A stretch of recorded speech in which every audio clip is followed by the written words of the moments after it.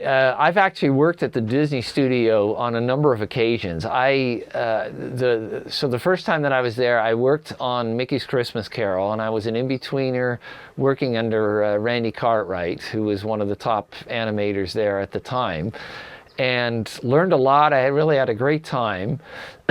But Randy quit the studio when Mickey's Christmas Carol was done. He went to Japan to work on the Little Nemo feature, and which kind of left me without an animator to work on. And then I was put on the Black Cauldron, which I did not want to work on particularly. And I did for a year and really just did not like it. And I wanted to be an animator, and I did some animation tests, but that which you need to do in order to qualify to be an animator. But I wasn't promoted to an animator, and I was really not happy, and I left the studio in 1984. And ironically, 3 months later, there was a whole upheaval when Michael Eisner and Jeffrey Katzenberg moved in, and Frank Wells, and took over running Disney.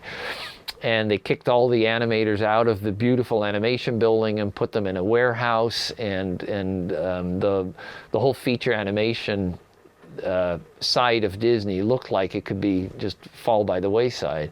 What I did is I just looked for other jobs and learned new skills. I worked in TV for a while learning storyboarding, and I worked on some small features, and I've come back to Disney on several other occasions. The first time I animated at Disney was on Who Framed Roger Rabbit, and which I was really fortunate to work on. This was in Los Angeles, while the majority of the film was done in London. But I think I worked on it for about 7 months, and again, learned a lot. It was a great challenge, but it was a wonderful film to be able to get to work on.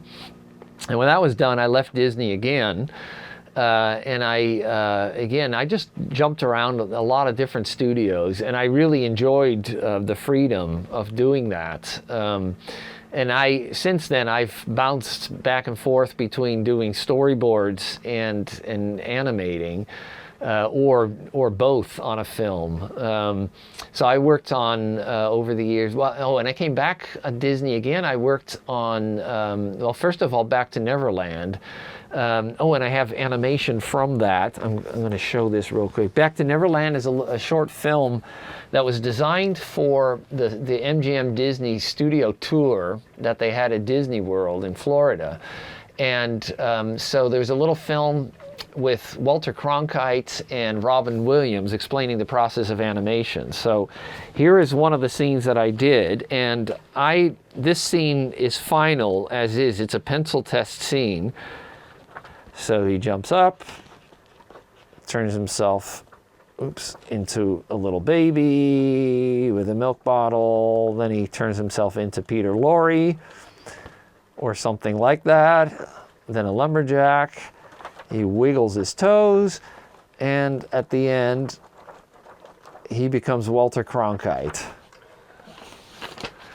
So, and I actually got to write some of the dialogue, and I got to be at the recording session for that. And so it was a 14-minute film that explained the process of animation, and from story ideas to storyboards to rough animation to cleanup, backgrounds to ink and paint, all the way through the whole process. And it was a wonderful project. I think really minute for minute, I think that's the best project I've ever worked on. Just from beginning to end, each phase added to the preceding phase and made the film better. And it was a wonderful project. And I felt so fortunate to be on that. And then from that, I jumped onto Roger Rabbit shorts, the first of 3 that they did, called Tummy Trouble, which was really fun. And then after that, I worked on another short film. So Jerry Reese was the director of Back to Neverland, and when that was done, he jumped onto another project for the studio tour in Florida called Michael and Mickey. which is Michael Eisner and Mickey Mouse. And so when Tummy Trouble was finished, I jumped onto Michael and Mickey, and I actually got to animate Chernabog, the devil in Ninebald Mountain from Fantasia, which was really cool. So great short projects, and I really like working on short projects too, occasionally, as opposed to features, because you can experiment so much on a shorter film. Then I left Disney again. Let's see, I think I worked on Rover Dangerfield, and I was in on that from the very start. There were only a handful of us working on that, doing storyboards, and Rodney Dangerfield, of course, it was his idea, and he was executive producer, which was made for quite interesting times. He's not a dull character to be around. The film, of course, didn't quite live up to our hopes. We had a decent budget, but not enough good people to really, from every phase, make it work. But there's a lot of good stuff in it that I'm really proud of. And I both storyboarded and animated on that, and it's really fun to be able to animate things that I've storyboarded myself. And so over the years, I've worked at other studios, DreamWorks. I worked on the Road To El Dorado. Same thing there, where I storyboarded for a year and a half and then animated for a year and a half. Curious George, I did both storyboards and animation. Yeah, a whole lot of other projects. And then I came back to Disney when they were rebooting traditional animation, and I worked on The Princess and the Frog. And after that, the Winnie the Pooh movie, and after that, I worked on Paperman, the Academy Award-winning short, and that really opened my eyes to what can be done digitally. And I did a number of tests after Paperman was done, animating traditionally but digitally, drawing directly on the computer screen, and it really made me see what can be done with technology and still drawing. Okay, my segue into digital art started years ago because I also do children's books, and so I learned Photoshop, and I have to say, I am by nature, probably like most traditional animators, I am no techie. Technology does not come easy to me. And what was really fortunate is, we can show some of my books later on, but I learned Photoshop in order to do illustration for my books. And what I did, I remember during Curious George, early on when the production was slowly ramping up, I spoke to a lot of the background painters who gave me a lot of pointers, and they said, the best way to learn is just do it. And as you run into problems, just talk to us.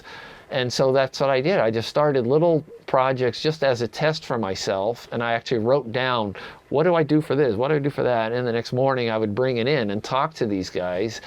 And I gradually learned. And after a while, thankfully, again, I'm no genius with technology, but Photoshop, when you get to a point, I think you feel comfortable enough to start solving your own problems. And of course, nowadays there's YouTube. You can find any answer to any question you have. But so I learned to paint on Photoshop and draw, and I also use Sketchbook Pro, which I love drawing with. So I use those two all the time. But at the tail end of working on Paperman and working digitally, that made me see that you could animate as well digitally, and you can use textures and different brush lines so much easier than you can on paper. And I think, to me, it opened up a whole new world. And unfortunately, Disney, basically, it seemed like this wonderful door was open to this new world with Paperman, and as soon as Paperman was done, they shut it again. And they stopped doing traditional animation altogether. They never did another short in that style. They never explored it anymore. And I think it's so unfortunate, because to me it kind of brought traditional animation into the 21st century, and there is so much you can do. And I think cost-wise, it makes traditional animation a lot more less expensive to do. You can control things so much easier.